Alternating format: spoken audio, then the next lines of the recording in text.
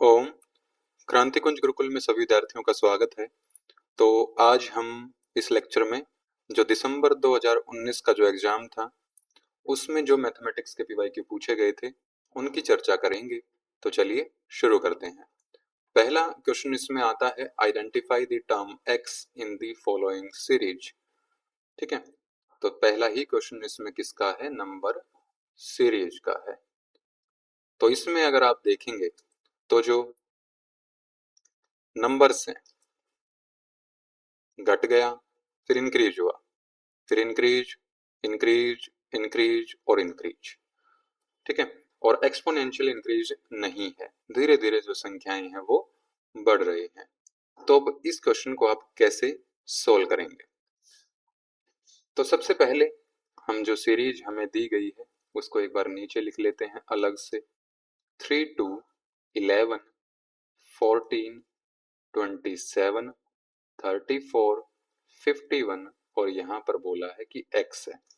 सबसे पहले एक बार डिफरेंस चेक करते हैं। इसमें यहां पर है -1, फिर उसके बाद है +9, फिर उसके बाद +3 और यहां पर है आपका +13, फिर आगे है +7, आगे है फिर कितना 17 +17। तो कोई एक कॉमन पैटर्न आपको इसमें नहीं देखने को मिल रहा है। ठीक है, तो हम दूसरा तरीका देखते हैं, इसको हटा देते हैं, ये तरीका हमारा नहीं चल रहा है अभी। ठीक है,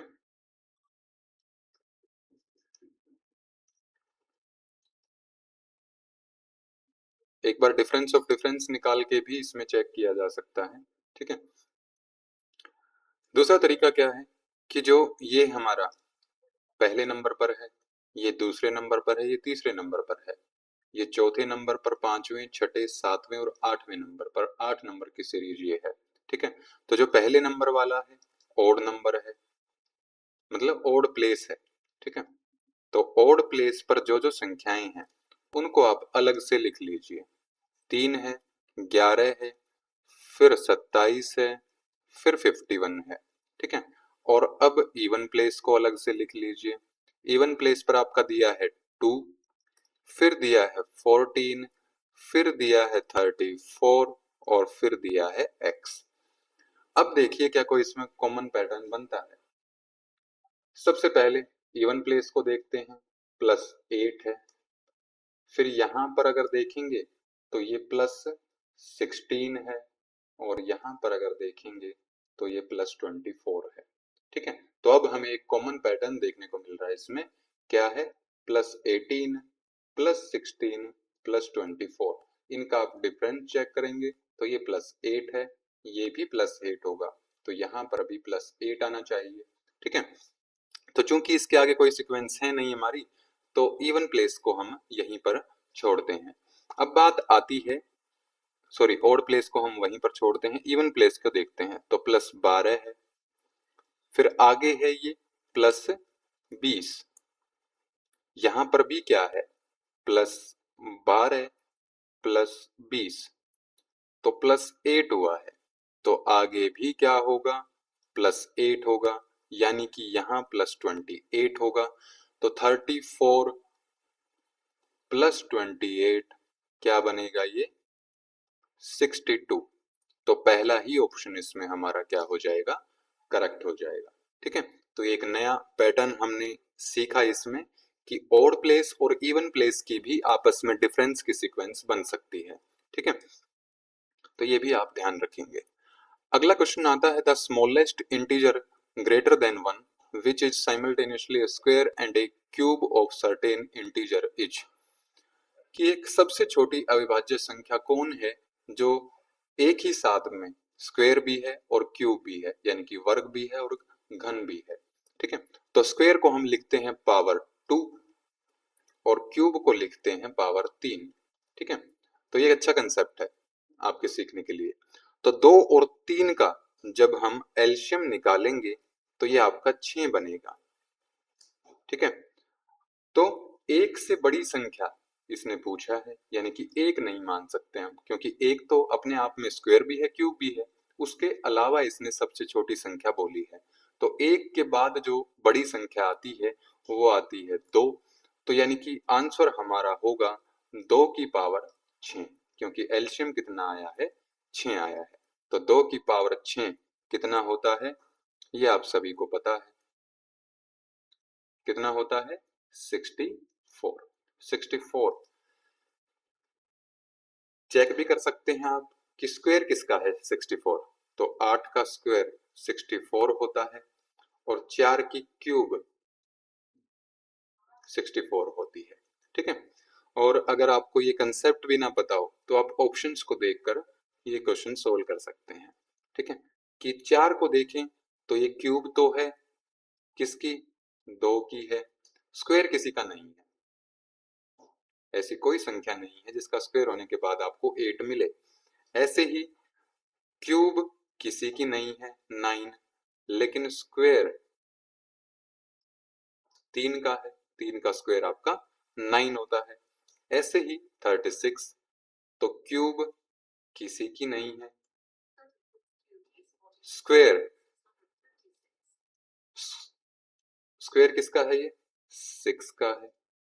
ठीक है, तो यानी कि जो ऊपर वाले तीनों ऑप्शन हमारे दिए हैं, या तो वो स्क्वायर हैं किसी न किसी के, या क्यूब हैं, दोनों कुछ भी नहीं है। और जब हम 64 को ट्राई करेंगे तो ये 8 का स्क्वायर निकलता है और 4 का क्यूब निकलता है। तो 64 हमारा करेक्ट आंसर इसमें हो जाएगा।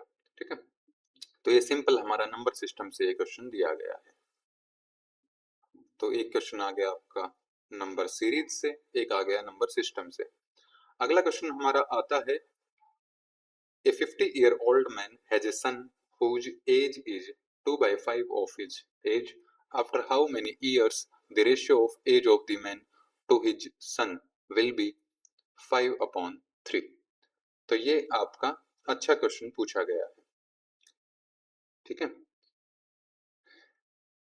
जो जो आपको गिवन है इसमें उसको लिख लीजिए। 50 साल का एक व्यक्ति है। ठीक है, तो यानी कि मैन की एज कितनी है, 50 वर्ष, 50 ईयर्स। उसके बेटे की एज कितनी होगी, तो उसका 2/5वां हिस्सा। तो 50 का 2/5 क्या है, उसके बेटे की एज है। ठीक है, तो कितनी उम्र हो जाएगी उसकी, 20 साल हो जाएगी। तो आदमी की उम्र आ गई 50 साल और बेटे की उम्र आ गई 20 साल। आगे उसने क्या पूछा कि कितने सालों के बाद, वो समय उसने पूछा है जब अगर इन दोनों की हम एज का रेशियो निकालें, यानी कि मैन की एज लिखें और डिवाइड में बेटे की एज लिखें, तो रेशियो आनी चाहिए 5/3।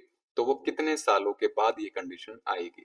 ठीक है, अब मैं मान के चलता हूं कि x साल के बाद वो सिचुएशन आ जाए।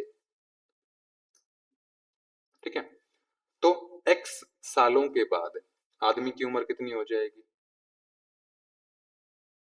आदमी की उम्र हो जाएगी, अब 50 है, x साल के बाद 50 x ऐड हो जाएगी।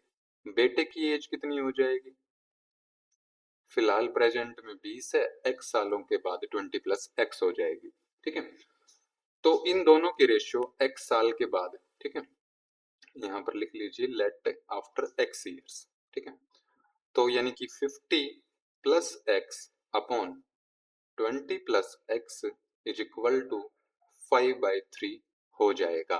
ठीक है, तो अब क्रॉस मल्टीप्लाई कर लीजिए और x की वैल्यू निकालिए। तो 3 की दोनों से मल्टीप्लाई करेंगे, यानी कि 150 plus 3x is equal to 5 की दोनों से मल्टीप्लाई, 20 से 100 और प्लस 5x। अब 3x को हम यहाँ ले आएंगे और 100 को वहां पर ले जाएंगे, तो 150 माइनस 100 तो ये बचा 50, 5x माइनस 3x तो ये बचा 2x। तो x कितना आ गया आपका 50/2, यानी कि 25 इसकी वैल्यू आपकी आ गई कि 25 सालों के बाद जो है वो बेटे और जो उसका फादर है उनकी एज की रेशियो 5/3 हो जाएगी। ठीक है, अब कि आपको कुछ भी ना समझ में आ रहा हो एग्जाम में, तो इस क्वेश्चन को क्या सोल्व कर सकते हैं? तो कर सकते हैं हम इसको सोल्व। कैसे? ऑप्शन को पुट करके आप अब आपको देखना पड़ेगा। ठीक है, कि सारे क्वेश्चन आपने कर लिए हैं, अब काफी समय आपके पास है लेकिन इस क्वेश्चन में अटक गए हो। ठीक है, तो कैसे करना है कि जैसे मान लिया इतना आपने पता लगा लिया कि इतना तो हम निकाल लेते हैं, 2/5 तो मैंने कर लिया था। ठीक है, तो अब 50/20, ये रेशियो आपकी 5/3 आनी चाहिए। तो पहले इसमें प्लस करो 10। ठीक है, तो 10 सालों के बाद दोनों की उम्र कितनी हो जाएगी? पिता की हो जाएगी 60, बेटे की हो जाएगी 30। तो यानी कि ये आया 2:1, यानी कि 10 हमारा आंसर नहीं है। फिर देखेंगे हम अगला ऑप्शन कितना है, 15। तो प्लस 15 करेंगे तो ये बना आपका 65, ये बना आपका 35। ठीक है, तो ये कितने पर जाएगा आपका? 5 पर अगर इसको काट दें हम तो 13, और ये आपका हो जाएगा 7। 13/7 यानी कि 5/3 अब भी नहीं आया हमारा। ठीक है, तो हम तीसरा ऑप्शन पुट करते हैं, 20 साल ऐड करते हैं तो ये बना हमारा 70 वर्ष, और ये बना 40 वर्ष। तो अगेन 7/4 आई रेशियो। तो लेकिन हमें चाहिए 5/3 रेशियो। अब ऐड करते हैं हम 25 वर्ष, तो ये बना आपका 75, ये बना आपका 45। तो 15 पर जब इसको हम कट करेंगे तो 5/3, तो यही रेशियो आपको मिल जाएगी। ठीक है, तो ऐसे भी इस क्वेश्चन को किया जा सकता है लेकिन आपको समय ज्यादा इसमें लग जाएगा। कंसेप्ट आप सीख लीजिए तो समय भी आपका बचेगा और थोड़ा सा कॉन्फिडेंस भी आपको आएगा कि किसी भी तरह का क्वेश्चन आपके सामने आ जाए तो आप उसको आराम से कर लोगे। अगला क्वेश्चन हमारे सामने आता है परसेंटेज से। क्या दिया है इसने कि the length of the side of A square, जिसकी साइड दी है 5 सेंटीमीटर, इज इंक्रीज्ड बाय 1%। कि अगर लेंथ को बढ़ा दिया जाए 1% से तो परसेंटेज में ही उसका एरिया उस स्क्वायर का कितना बढ़ जाएगा या फिर कितनी वृद्धि उसमें हो जाएगी। ठीक है, तो बहुत अच्छा कंसेप्ट है ये। जो इसका बेसिक तरीका है वो मैंने क्लास में करवाया हुआ है, तो वहां से आप इसको देख सकते हैं। ठीक है, जो हमारा शॉर्ट मेथड है वो मैंने आपको वहां पर भी बताया था कि अगर आपको परसेंटेज इंक्रीज पूछे ऑफ एरिया ऑफ स्क्वायर का, कि कितना एरिया जो है वो इंक्रीज होगा if side of A square is increased by x%। कि अगर x% किसी की साइड इंक्रीज कर दें स्क्वायर की तो उसका एरिया कितना इंक्रीज हो जाएगा। तो इसका फॉर्मूला होता है 2x plus x square by 100। ठीक है, तो जब भी आपको स्क्वायर से इस तरह क्वेश्चन मिले तो तुरंत ही आप फॉर्मूला लगाइए, आपको आपका आंसर मिल जाएगा। अब x की वैल्यू क्या दी है यहाँ पर? 1%। तो x की जगह पर हम 1 लिख देंगे, तो 2 मल्टीप्लाई बाय 1 प्लस 1 का स्क्वायर डिवाइड बाय 100, तो 2 प्लस 1/100। ठीक है, तो 1/100 को हम लिख सकते हैं 2 के बाद पॉइंट, तो 0.01। तो 2 प्लस 0.01 इज इक्वल टू 2.01%। ठीक है, तो लगभग ये 2% के ही बराबर है, तो सेकंड ऑप्शन इसमें हमारा करेक्ट हो जाएगा। ठीक है, परसेंटेज से क्वेश्चन है आपका। अब लास्ट क्वेश्चन हमारा आता है इसमें, ये आपका आता है प्रॉफिट एंड लॉस से, या फिर आप मान सकते हो कि एवरेज से भी ये क्वेश्चन है। ठीक है, क्या इसमें दिया है आपको, एक आदमी 3 आइटम्स खरीदता है 1500 रुपए के, यानी कि जो 3 आइटम हैं उनकी हर एक की कीमत कितनी है? 1500 रुपए है। तो तीनों आइटम्स की आपकी मल्टीप्लाई बाय 3, और 2 आइटम्स जो 1800 रुपए के थे ईच, तो वो टोटल 5 आइटम्स खरीदता है, और जो उसका टोटल बिल बना उस पर उसको 10% का डिस्काउंट दिया जाता है। तो एवरेज कॉस्ट क्या होगी उन आइटम्स की, यानी कि पांचों की अगर औसत सभी को बराबर बराबर अमाउंट बताया जाए कि एक इतने की पड़ी मुझे, तो वो एवरेज कॉस्ट क्या है उस आइटम की, ये आपसे पूछा गया है। ठीक है, तो बहुत इजी क्वेश्चन है। सबसे पहले आप निकालिए, 3 आइटम्स हैं, ठीक है, कितने हैं, 1500 ईच। तो टोटल कॉस्ट कितनी हो जाएगी इनकी, तीनों आइटम्स की, 3 मल्टीप्लाई बाय 1500 यानी कि 4500 रुपये हो जाएगी। ठीक है, अब 2 आइटम्स हैं जो 1800 के हैं ईच, तो टोटल कॉस्ट इनकी क्या हो जाएगी, इनकी हो जाएगी 2 मल्टीप्लाई बाय 1800 यानी कि 3600। ठीक है, और टोटल कॉस्ट क्या हो जाएगी पांचों आइटम्स की, टोटल कॉस्ट ऑफ 5 आइटम्स, तो 4500 प्लस 3600 कितना बना ये, 8100, 8100। ठीक है, अब इसने पूछा कि 5 की तो बता दिया आपने, ठीक है, एक की मुझे बताइए, तो एक कैसे निकालते हैं, average is equal to sum upon में नंबर ऑफ ऑब्जर्वेशन।